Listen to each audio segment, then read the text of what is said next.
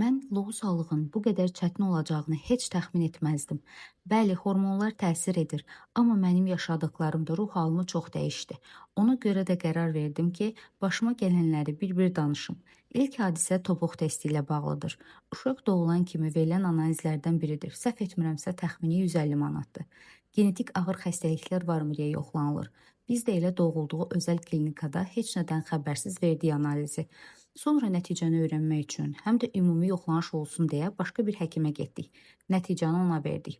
Həkim baxdı, bir anda üz ifadəsi dəyişdi. Dedi ki, bəs bir genetik xəstəlik var, o da sizin uşağın analizində çıxıb. O an nə yaşadım, sözlərlə ifadə edə bilmərəm. Nə mənim tərəfdə, nə də yoldaşım tərəfdə elə bir xəstəlik yoxdur. Sadəcə bir sual verirdim. Yəni sağalan bir şeydir, müalicəsi var. İçimdən də keçirdi ki, nə olur olsun, yetər ki, çarəsi olsun.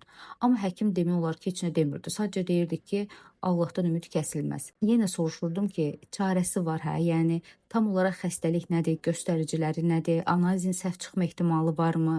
Həkim heç birinə cavab vermirdi. Sadəcə başını aşağı salıb deyirdi ki, çox pis xəstəlikdir, istəsəniz yenidən verə bilərsiniz analizi.